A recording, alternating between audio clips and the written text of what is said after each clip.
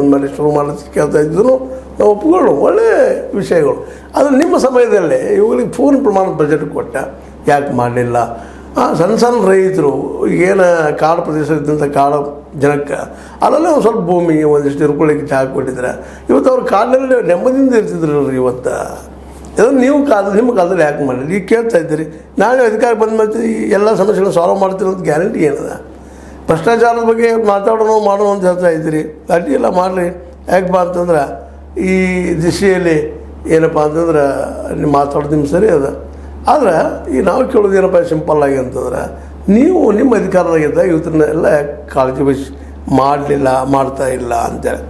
ಯಾಕಂದರೆ ಅನುದಾನ ಬಗ್ಗೆ ನಿಮ್ಮಲ್ಲಿ ಸಮಸ್ಯೆ ಇದ್ದು ಮುಂದೆ ಈಗ ನಿಮ್ಮ ಖಜಾನೆ ಖಾಲಿ ಆಗಿರುತ್ತೆ ಆರೋಪ ಮಾಡ್ತಾಯಿದ್ರು ಮೇಲೆ ಖಜಾನೆ ಖಾಲಿ ಆಗಿಲ್ಲ ಅಂತ ಅವ್ರು ಅಂತಾರೆ. ಆದರೆ ಆಗಿದ್ದೇನು ಸುಳ್ಳಲ್ಲ ಅನ್ನೋ ಮಾತು ಅಷ್ಟೇ ಸತ್ತಿದೆ. ಯಾಕಂದರೆ ಈಗಾಗಲೇ ಈ ಒಂದು ಈ ಒಂದು ಏನು ನೀವು ಗ್ಯಾರಂಟಿಗಳ ಸಲುವಾಗಿ ದುಡ್ಡು ಖರ್ಚು ಮಾಡಿದಿರಿ, ಅದನ್ನು SC ST ಇಟ್ಟಂತ ದುಡ್ಡನ್ನು ಖರ್ಚು ಮಾಡಿದಿರಿ. ಅವ್ರಿಗೆ ಇಟ್ಟಂಥದ್ದು ಅವ್ರಿಗೆ ಇರಬೇಕಾಗಿತ್ತು. ಅದನ್ನೇ ತೊಗೊಂಡಿರ್ತೀವಿ. ಇವತ್ತು ನಮಗೆ ನಮ್ಮ ವಿಶೇಷವಾಗಿ BJP ನಾಯಕರು ಹೇಳ್ತಾ ಇದ್ದಾರೆ, ಚಲುವನಾರಾಯಣ ಸ್ವಾಮಿಯವರಾಗಿರ್ಬೋದು, ಇನ್ನುಳಿದವರಾಗಿರ್ಬೋದು, ನೀವು ಸರಿಯಾಗಿ ನಡ್ಕೊಳ್ಳಿ ಅಂತ ಹೇಳ್ತಾ ಇದ್ದಾರೆ. ಪಾಪ SCಗಳ ದಲಿತರ ದುಡ್ಡನ್ನು ತೊಗೊಂಡು ನೀವು ಬಳಸ್ತಾ ಇದ್ದೀರಿ. ನಿಮ್ಮ ಆರ್ಥಿಕ ಮೂಲ್ಯನ ಪ್ರಶ್ನೆ ಮಾಡ್ತಾಯಿದ್ರಿ. ಇವೆಲ್ಲನೂ ಕೇಳಬೇಕಾದ ಪ್ರಶ್ನೆನ ಇಲ್ಲಂತಲ್ಲ, ಆದ್ರೆ ನೀವು ಇದ್ದಾಗ ಏನು ಮಾಡಿರಿ ಅಂತೇಳಿ ಹಾಗಂತೇಳಿ ವಿರೋಧ ಮಾಡಬಾರಂತಲ್ಲ, ನೀವು ಮಾಡಲೇಬೇಕು. ಯಾಕಂದರೆ ಈಗ ಅಂತ ಇದ್ದೀರಿ, ನೀವು ಮಾತಾಡ್ತಾ ಇದ್ದೀರಿ ಇದನ್ನು ತಿಳ್ಕೊಂಡು ಈ ಮಾತನ್ನು ಹೇಳಬೇಕಾಗಿದೆ. ಈ ಸೆಂಟ್ರಲ್ ಗೌರ್ಮೆಂಟ್ದಾಗ ಏನೂ ಕೇಳು, ಮೋದಿಯವ್ರು ಏನು ಕೇಳಿದ್ರು, ಹಿಂದೆ ಕಾಂಗ್ರೆಸ್ಸಾಗಿ ಮಾಡಿದ್ದೀರಿ, ನಾವು ಮಾಡಿರಲಿ, ಅವ್ರು ಮಾಡ್ಬೇಕ್ರಿ, ಇವ್ರು ಮಾಡ್ಬೇಕ್ರಿ. ಇನ್ನೊಬ್ಬರ ಮೇಲೆ ಅದನ್ನು ಹಾಕ್ಕೊಳ್ಳೋದು, ಇನ್ನೊಬ್ಬರ ಮೇಲೆ ತೀರಿಸಿಬಿಡುವಂಥ ಕೆಲಸ ಎರಡೂ ಕಡೆ ಪಾರ್ಟಿಯವ್ರು ಮಾಡ್ತಾಯಿದ್ರಿ. ಇವತ್ತು ನೀವು ಅಧಿಕಾರದಲ್ಲೆಲ್ಲ ಕೇಳ್ತಾ ಇದ್ದೀರಿ, ಅಧಿಕಾರಕ್ಕೆ ಬಂದ್ರೆ ಮಾಡ್ತೀರೇನು ಅನ್ನೋ ಪ್ರಶ್ನೆ ಜನಸಾಮಾನ್ಯ ಕೇಳೋ ಹಂತಕ್ಕೆ ಬರಬೇಕಾಗ್ಯದ.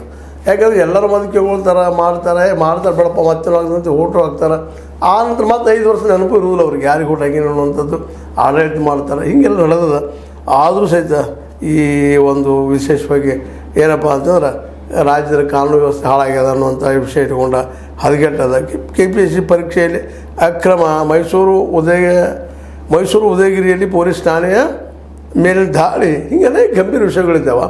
ಇವುಗಳ ಬಗ್ಗೆ ಚರ್ಚೆ ಆಗಬೇಕಾಗ್ಯದ ಅನ್ನೋಂಥ ಮಾತು ಇದು ಒಪ್ಪುದು ಮಾತು. KPSC ಪರೀಕ್ಷೆ ಅಕ್ರಮ